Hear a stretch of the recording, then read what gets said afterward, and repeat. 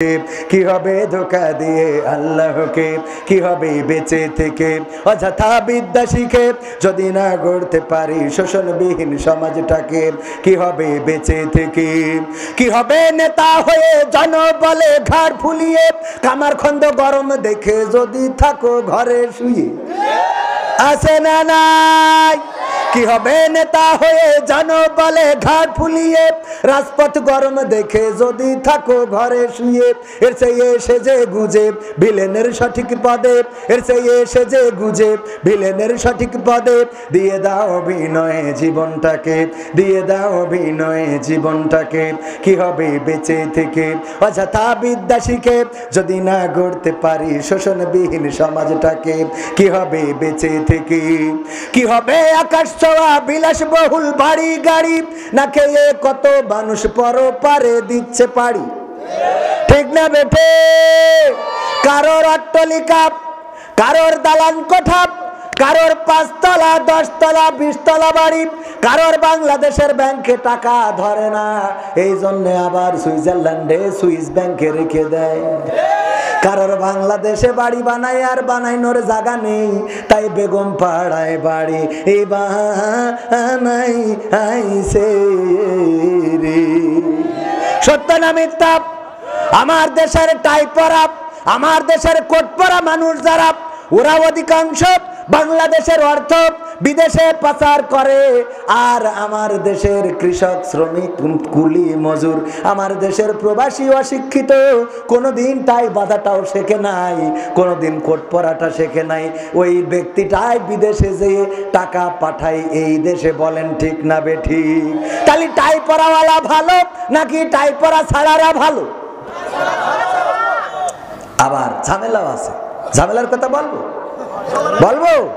এই যে ধরেন সুইজারল্যান্ডের ব্যাংকে বাংলাদেশের টাকা অনেক বেশি, বেগম পাড়ায় বাড়ি, আমেরিকায় জমি, লন্ডনে ব্যবসা, আর সিঙ্গাপুরে দালান কুটা, ওরে বাবা সব বিদেশে বিদেশে রে।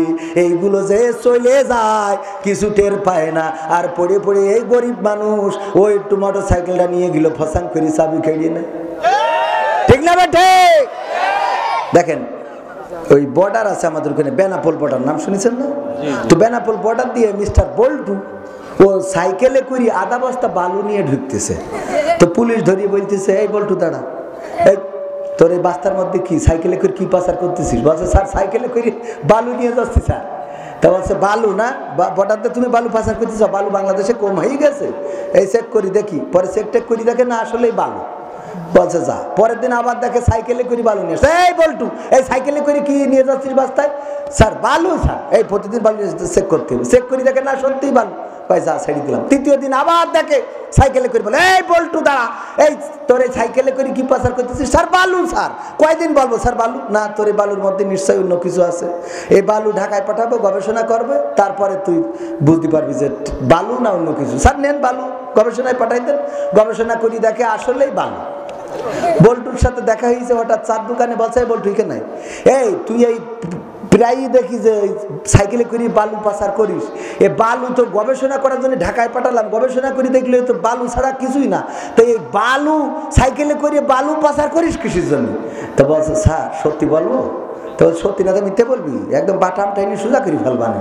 তা বলছে স্যার আসলে সত্যি কথা হইলো আমি সাইকেলে করে বালু পাচার করিনি, আমি ডাইরেক্ট ওই সাইকেলটাই পাচার করি।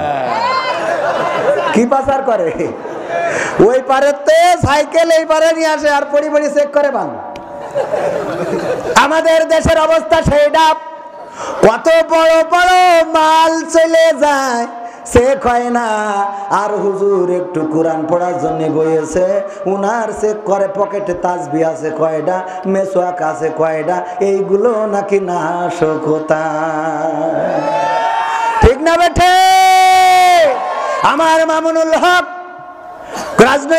রাজনীতির কোনো সংজ্ঞা নাই, রাজনীতির কোনো কথা বলতে চায় না, শুধু বলতে চাই উনি একজন আলেমের সন্তান, বাংলাদেশে বুখারী পড়িয়েছেন। জনাব আল্লামা আজিজুল হক সাহেব রাহিমাহুল্লাহ, উনার কলেজার টুকরা সন্তান। সেই সুবাদেও তো উনার একটু সাইড দেওয়ার দরকার ছিল না। অথচ জাহাঙ্গীরনগর বিশ্ববিদ্যালয়ে কোন 6 জন একজনের বউকে, স্বামীকে বেঁধে রেখে তার বউকে ধর্ষণ করলো, কিন্তু এই আল্লাহর ওলিদের খুঁজে পাওয়া গেল না। আর পড়ে পড়ে হুজুর রিমান্ডেরি। সত্য বলছি না মিথ্যা বলছি? ও আমার ভাইরা, কোন কথাতে কোনে চলে আইছি মনে আছে কিনা? বললাম কি হবে আকাশ ছোঁয়া বিলাসবহুল বাড়ি গাড়ি, না খেয়ে কত মানুষ পরপারে দিচ্ছে পাড়ি। আজরাইল আসবে যবে মাটিতেই পড়ে রবে, কোনো কাজে লাগবে না ওই প্রাসাদটাকে। লাগবে? প্রাসাদ কি কোনো কাজে আসবে? না, আসবে না। আপনি যদি মারা যান, টাকা রেখেছেন সুইস ব্যাংকে, সুইস ব্যাংকের কথা বাদ দেন, যে ইসলামী ব্যাংকেও যদি টাকা রাখেন, টাকা যদি 10 কোটি টাকাও থাকে, আপনি মরে যাওয়ার পরে আপনার কবরে 1 কোটি টাকা ছেলেরা দেবে, যে কবরে যে ফেরেশতাকে দিয়ে বাজার করে খাবেন। দেবে? যে 1 কোটি টাকা দিলাম, আব্বা মুনকার নাকির আসলি, তুমি 50,000 টাকা দুবা ঘুষ, 50 লাখ দুবা ঘুষ, যাতে ও তোমার প্রশ্নটা সহজ করিয়ে দেয়, আর উত্তর না দিতে পারলো যেন লিখে দেয় যে ঠিক আছে, হবে, কাজ হবে। খেলা হবে না, খেলা হবে না, ওখানে কোনো টাকায় খেলা হবে। আর যদি বলে আব্বা তুমি তো কবরে মেলা দিন থাকবা, কবর যেন কিনে এনে দেয় খাওয়া, না, হবে না। একজন চাইনিজের কথা আপনাদের যদি বলি, চায়না একজন ব্যক্তি, ও মারা যাওয়ার সময় সন্তানদের বলল, ওগো আমার সন্তানেরা, আমি মারা যাওয়ার পরে 3টা কাজ আমাকে করে দিবা। কি কাজ? 1 নম্বর হলো, আমি মারা যাওয়ার পরে তোমরা যখন আমাকে খাটিয়ায় উঠাবা, তখন আমার 2টা হাত এইভাবে খুলে রেখে দিবা, এবং খাটিয়ার 2 পাশ দিয়ে আমার 2টা হাত বের করে দিবা। 2টা হাত বের করে দিবা। 2 নম্বর ওসিয়াত, আমার যে রাস্তায় নিয়ে যাবা, ওই রাস্তার এই 2 পাশে টাকা ছড়াইতে থাকবা। কি করবা? টাকা ছড়াইতে থাকবা। আর 3 নম্বর ওসিয়াত হলো, আমার খাটিয়াটা বহন করাবা 4 জন MBBS ডাক্তার ডেকে এনে, 4 জন MBBS ডাক্তার, তারা আমার খাটিয়াটা বহন করবে। সন্তানেরা বললেন, বাবা এমন ওসিয়াত কেন করলেন আপনি? বাবা বলল, দেখো আমার বয়স হয়েছে, মৃত্যুর সন্নিকটে আমি, এই সময় এসে আমার উপলব্ধি হয়েছে আমি সারাটা জীবন কি করলাম, কোনো কিছুই তো আমার কাজে লাগবে না। আমি পৃথিবীর মানুষকে দেখাতে চাই, ওগো পৃথিবীবাসী দেখে নাও, আমি যখন কবরে যাচ্ছি তখন আমার 2টো হাত শূন্য, 2 হাতে কিছুই নিয়ে গেলাম না। এই হাত দিয়ে কত টাকা গুনেছি, এই হাত দিয়ে কত উপার্জন করেছি, এই হাত দিয়ে কত মানুষকে কষ্ট দিয়েছি, কত মানুষকে মেরেছি, কত মানুষকে পিটিয়েছি, কত দুর্নীতি করেছি, ঘুষ খেয়েছি, সুদের টাকা গুনেছি। আজকে শূন্য হাত, এই শূন্য হাতে চলে যাচ্ছি, আমার কোনো এই হাতে করে কিছু নিয়ে গেলাম না। 2 নম্বর হলো, আমার 2 পাশে টাকা ছড়াবা, এই জন্যে মানুষ যেন দেখতে পায় আমার কোনো টাকা আমার কোনো কাজে লাগে নাই, সবগুলো আজকে রেখে ফাঁকা ফাঁকা আমি চলে যাচ্ছি। আর 3 নম্বর হলো, আমার মৃত্যুর পরে ডাক্তারদের দিয়ে খাটিয়াটা কেন বহন করাবা, যেন পৃথিবীর মানুষ দেখে এই MBBS ডাক্তাররা কোনো মানুষকে বাঁচাইতে পারে। বাঁচানোর ক্ষমতা আছে? বাঁচানোর মালিক কে? আল্লাহ। এই ডাক্তাররাও একদিন মারা যায় না? ডাক্তাররা কত রুগী যখন ভালো হয়ে যায়, ডাক্তারের হাত ধরে বলে, ডাক্তার গো, আপনি ছিলেন বলে আমি বেঁচে গেছি রে। ওই ডাক্তারও একদিন মারা যায় না? যখন ডাক্তারের মৃত্যুর সময় হয়ে যায়, তখন ডাক্তারও চিরজন্মের মতো বিদায় নিয়ে চলে যায়। ওই ডাক্তারেরও আর এই পৃথিবীর পরে থাকা হয় না।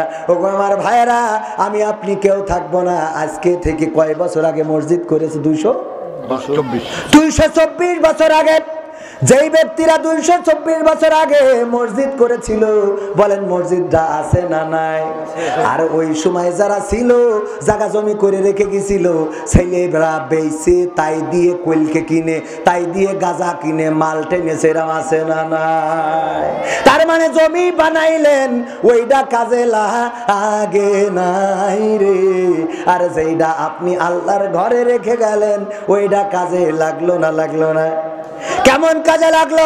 আল্লাহর নবীর এই যে মাদ্রাসার ছাত্র যারা, আমি তাদেরকে বলি আদর্শবান হও, চরিত্রবান হও, মানুষের মতো মানুষ হও। মাদ্রাসায় পড়লেই কিন্তু আল্লাহর ওলি হয়ে যাবে না, তারও মানুষ হওয়ার দরকার আছে না নাই? অনেকেই মাদ্রাসায় দিয়ে রেখে দিলে আর মনে করলো আমার ছেলে হযরত শাহজালাল হয়ে যাবে, আমার ছেলে খানজাহান আলী হয়ে যাবে না। ওরও তদারকি করেন, কারণ ও যে ফ্রি ফায়ার পাবজি মারছে না তার গ্যারান্টি কি? আজকালকের ছেলেরা বই নিয়ে আর বসে না, গুগলে সার্চ করিয়া পড়ি। ওরে একালের মেয়েরা কোরআন হাদিস ধরে না, আমার সিরাজগঞ্জের মা বোনেরা কোরআন হাদিস পড়ে না, ও আল্লাহ টিকটকে ভিডিও ওরা করে, করে না? করে না? আজকালকের ছেলেরা বই নিয়ে আর বসে না, ও বাবা গুগলে সার্চ করিয়া পড়ে। আগের সময় প্রেম করিলে প্রচুর মহিলা বক্তেছে, অনেক এখানে প্রচুর মহিলা এসেছে, এর থেকে বেশি মহিলা আসতে তো হবে। সারাদিন সিরিয়াল দেখে গুনাহ মাফ করা লাগবে না? হ্যাঁ, মা বোনেরা বলছে এর থেকে বেশি। মা বোনেরা বেশি তো সব জায়গায়। মা বোনেরা এই দুনিয়ায় এখন বাজারে মা বোনেরা কম না বেশি? বেশি। স্কুলে যান, ছেলেদের সংখ্যা কম না বেশি? ছেলেদের কম, মেয়েদের সংখ্যা কম। জান্নাতি ঠিকানা ইসলামিক চ্যানেল, বেলকুচি, সিরাজগঞ্জ। আপনার প্রিয় বক্তার মহাগ্রন্থ আল কুরআনের আলোচনা শুনুন।